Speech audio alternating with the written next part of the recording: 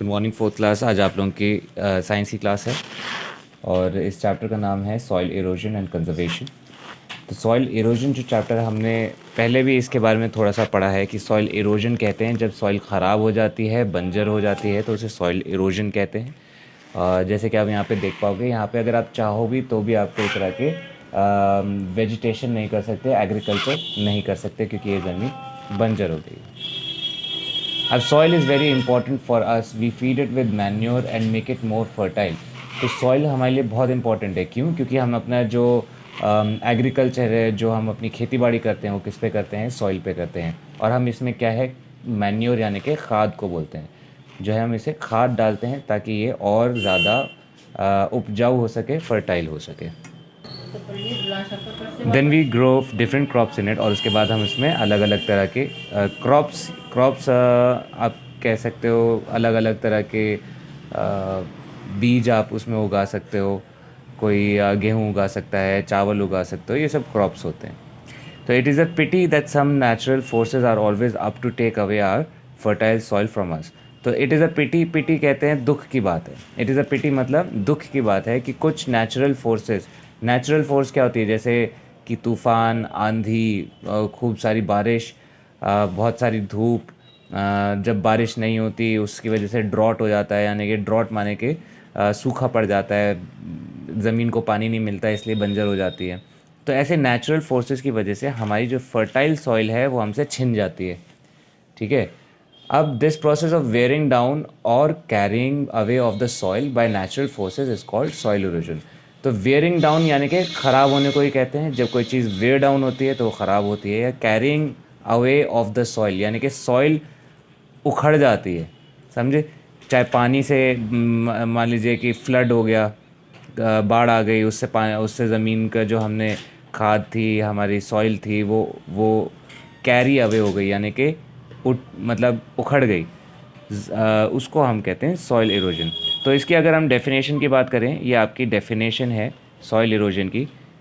This को आप काट के लिखेंगे the process of wearing down और carrying away of the soil by natural forces, it is called soil erosion. अच्छा, इंसान अगर खुद जाके सॉइल ख़राब करने लगेगा या उसमें जहर डालने लगेगा तो उसको सॉइल इरोजन नहीं कहेंगे। सॉइल इरोजन सिर्फ नेचुरल फोर्सेस से ही होती है। Technically, erosion removes topsoil, reduces levels of soil organic matter, and breaks down the soil structure. This causes a loss in nutrients and often creates a less favorable environment for plant growth. तो जो erosion है top soil की, उससे क्या होता है, जो soil के जो ऊपरी परत पे जो खाद होती है, जो मिनरल्स डालते हैं, जो केमिकल्स हम लोग डालते हैं, वो ऑर्गेनिक मैटर वो सब उखड़ जाता है। ठीक है। और सॉइल का स्ट्रक्चर ख़राब हो जाता है। तो इसकी वजह से क्या होता है, न्यूट्रिएंट्स नहीं मिलती ज़मीन को। और मतलब इससे क्या होता है कि जो ज़मीन, जो हमारे क्रॉप्स होते हैं, उनको उगाने के लिए जो एनवायरनमेंट चाहिए होता है, जो न्यूट्रिएंट्स चाहिए होते हैं, जो सॉइल ऑर्गेनिक मैटर चाहिए होते हैं, जो खाद चाहिए होती है, वो सब नहीं मिलता प्लांट ग्रोथ के लिए। अब सॉइल इरोजन के कॉजेज़ क्या हैं, क्या क्या वजह हैं जिनसे सॉइल इरोजन हो सकती है? तो apart from wind and water, human activities like cutting of trees causes soil erosion. Plant binds the soil firmly with their roots. If trees are cut down, they would not be able to hold the topsoil, and there will be slow removal of topsoil by wind and water. Cutting down of trees is called deforestation. तो wind और water के अलावा जो human activities हैं, like पेड़ों का कटना, उसकी वजह से भी सॉइल इरोजन होता है। तो बेसिकली इंसान ने जैसे डायरेक्टली नहीं, ये इनडायरेक्ट इफ़ेक्ट है ह्यूमन एक्टिविटीज़ का, यानी कि आप डायरेक्टली ज़मीन को ख़राब नहीं कर रहे। हम क्या करते हैं, अपनी ज़रूरतों के लिए हम प्लांट्स को काटते हैं, पेड़ों को काटते हैं, बड़े बड़े पेड़ों को हम लकड़ियों के लिए काट देते हैं। तो उसकी वजह से क्या होता है, तो जो पेड़ों के जो जड़ें होती हैं, वो जड़ें ज़मीन को पकड़ के रखती हैं। ठीक है। अगर हम पेड़ ही काट देंगे तो वो जड़ें क्या हैं, वो पकड़ छोड़ देती हैं, और फिर जो है सॉइल सॉइल भी अपनी पकड़ छोड़ देता है, और इसकी वजह से सॉइल इरोजन हो जाता है। If trees are cut down, they would not be able to hold the top soil. ठीक है। तो टॉप सॉइल वो नहीं होल्ड कर पाएंगे, और slowly removal of top soil से क्या होगा, सारे मिनरल्स और ऑर्गेनिक मैटर ये सब हमारा ऊपर की परत से हट जाता है विंड और वाटर की वजह से। अब इसको कहते हैं डिफॉरेस्टेशन। डिफॉरेस्टेशन यानी कि पेड़ों का काटना, पेड़ों के काटने की वजह से सॉइल इरोजन होता है। डिफॉरेस्टेशन उसका प्रोसेस है, यानी कि पेड़ों को काटने को डिफॉरेस्टेशन कहते हैं।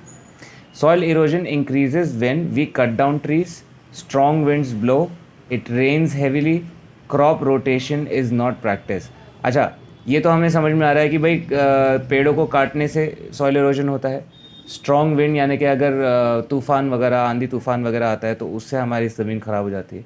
और अगर जब बारिश बहुत ज़्यादा होती है, बहुत कम होती है, दोनों ही सूरतों में हमारी ज़मीन ख़राब हो जाती है। जब बारिश बहुत कम होती है तो ज़मीन बंजर पड़ जाती है सूखे की वजह से, और जब बहुत हैवीली बारिश होती है तो एक तरह से डूब जाती है वो। तो उसमें हैवीली बारिश में सॉइल के ऊपर का जो भी मैन्योर होता है या ऑर्गेनिक मैटर होता है वो बह जाता है और ऊपर की परत ही बह जाती है। ठीक है। और लास्ट है यहाँ पे क्रॉप रोटेशन। अब क्रॉप रोटेशन क्या होता है, अगर आप कभी खेती बाड़ी के बारे में कभी जानना चाहो तो आप ये ध्यान आप ये को आपको ये जानने को मिलेगा कि किसी भी ज़मीन पे एक ही तरह की सब्ज़ी नहीं उगाई जाती।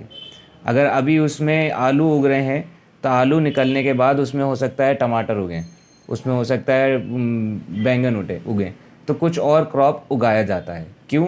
क्योंकि जब आलू डालते हैं तो आलू जिस तरह के न्यूट्रिएंट्स खींचता है तो वो ज़मीन में से निकल जाते हैं।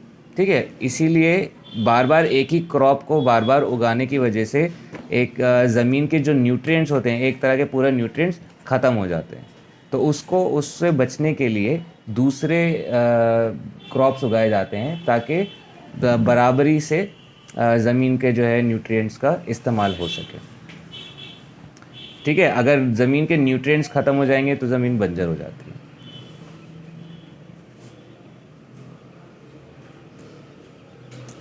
Effects of soil erosion. Because of soil erosion, the topsoil loses fertility. The less fertile subsoil comes to the surface, and as time passes by, the fertile land slowly turns barren.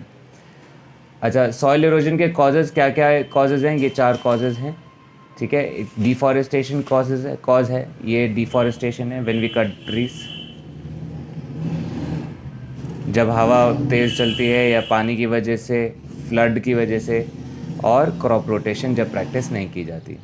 Because of soil erosion the top soil loses it's fertility. Soil erosion की वजह से जो ऊपर की परत होती है वो अपनी फर्टिलिटी छोड़ देता है, उसकी फर्टिलिटी ख़राब हो जाता, लेस फर्टाइल हो जाता है। और जो उसके नीचे की सॉइल होती है, जैसे हम सब सॉइल कहते हैं, जैसे हमने पिछली क्लास में भी पढ़ा था कि टॉप सॉइल होती है, फिर सब सॉइल होती है, फिर उसके नीचे एक और सब सॉइल होती है, फिर आपका बेड रॉक होता है। तो टॉप सॉइल हट जाएगी तो फिर क्या आ जाता है? सब सॉइल। ठीक है, तो the less fertile subsoil comes to the surface. तो टॉप सॉइल हट जाएगी तो ये जो लेस फर्टाइल सब सॉइल है जिसमें कम है न्यूट्रिएंट्स, वो ऊपर आ जाती है। ठीक है, और फर्टाइल लैंड स्लोली टर्न्स बैरन, और जो ज़मीन होती है वो धीरे धीरे जो है बंजर हो जाती है। बैरन मतलब बंजर। ठीक है, नेक्स्ट पेज पे देखते हैं क्या लिखा है।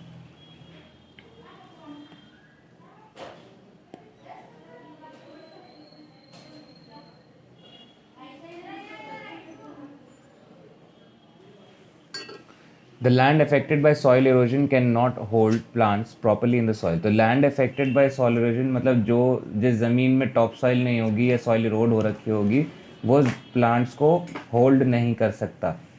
ठीक है, मतलब प्लांट्स आप उगाओगे तो वो होल्ड नहीं होंगे उस सॉइल पे। The soil loses its moisture, minerals and nutrients as it gets eroded. Crops grown in such a soil does not give good yield.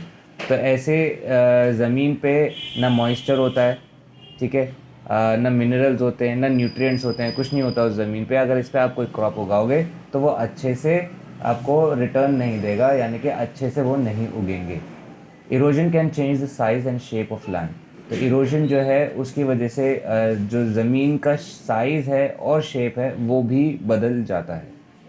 ठीक है, it can even uproot trees, destroy land surfaces, leading to landslides. A soil eroded land turns rocky. तो अगर जैसे soil हमारी इरोड हो गई है तो उसकी वजह से जो पेड़ हैं वो गिर भी सकते हैं। अपरूटिंग मतलब जब कोई जड़ से कोई ज़मीन उखड़ जब जड़ से कोई पेड़ उखड़ता है उसको अपरूट कहते हैं। तो जब सॉइल इरोड जाती है तो ट्रीज़ जो हैं वो जड़ से गिर जाती हैं। ये ट्रेस लिखा है, ये ट्रीज़ है। डिस्ट्रॉय लैंड सर्फेसेस, ज़मीन जो है सरफेस है वो ख़राब हो जाती है और लैंडस्लाइड्स होने लगती हैं।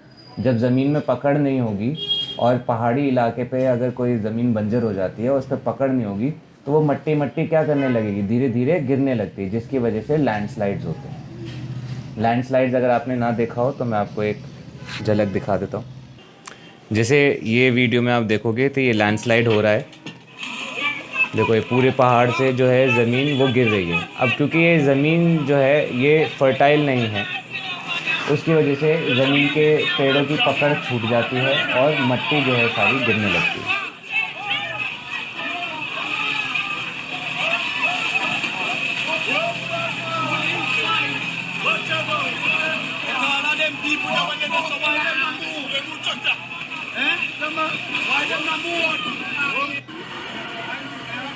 ये पूरी बंजर ज़मीन है जैसे, अब आप देखोगे पूरा लैंडस्लाइड होते रहे।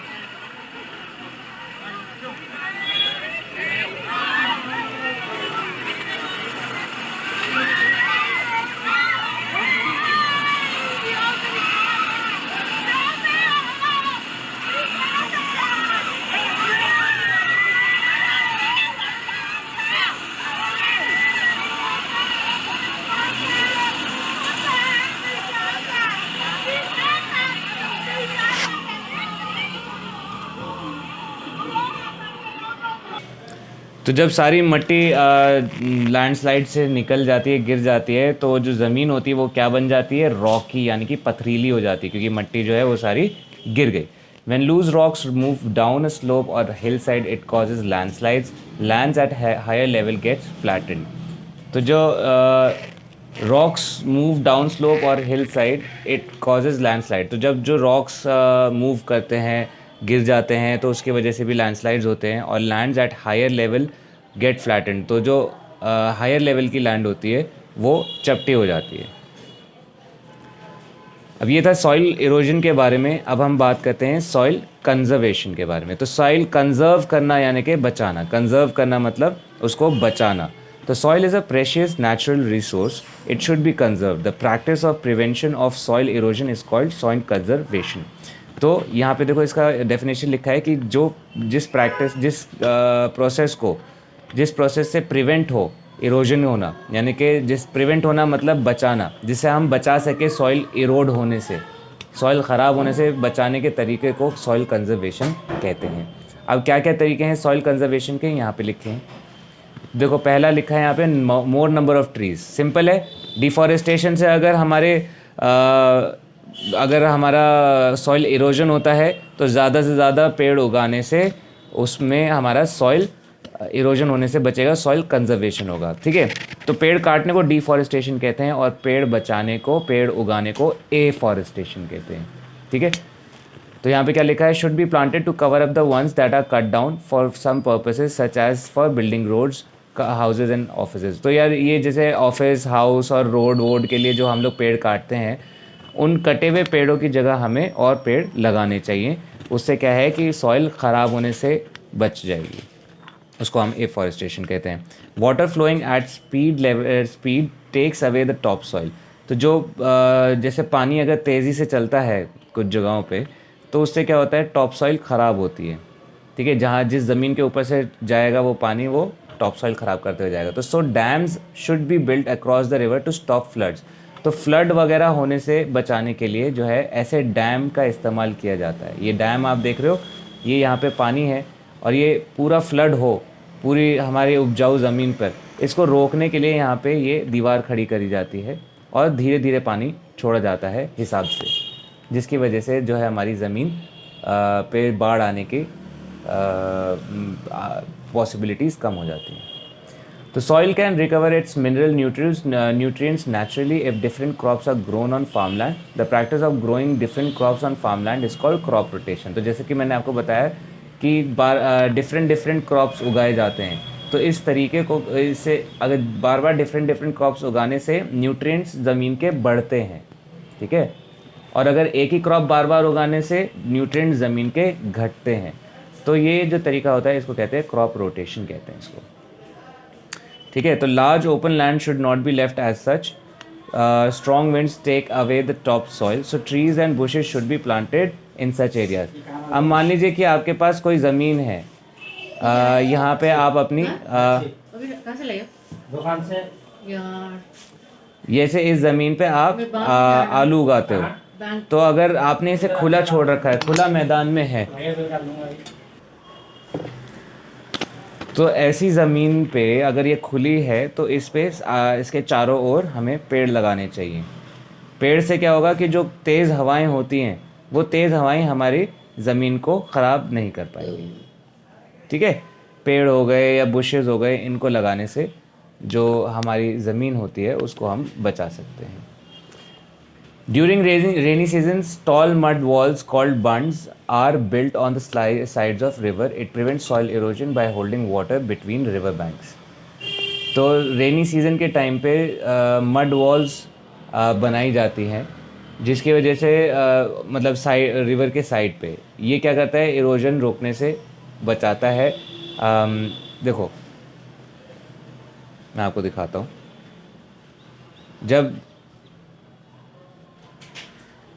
मोस्टली आप देखोगे जैसे ये अगर रिवर जा रही है तो इसके जो साइड की लैंड्स होती हैं इन पे भी अच्छी खासी खेती होती है। अब अगर बारिश के समय पे क्या होता है, पानी का लेवल बढ़ जाता है और वो हमारी खेती पर पानी आने लगता है, ठीक है। तो वो खेती पे पानी ना आए तो इसके लिए क्या करा जा सकता है, इस पे आप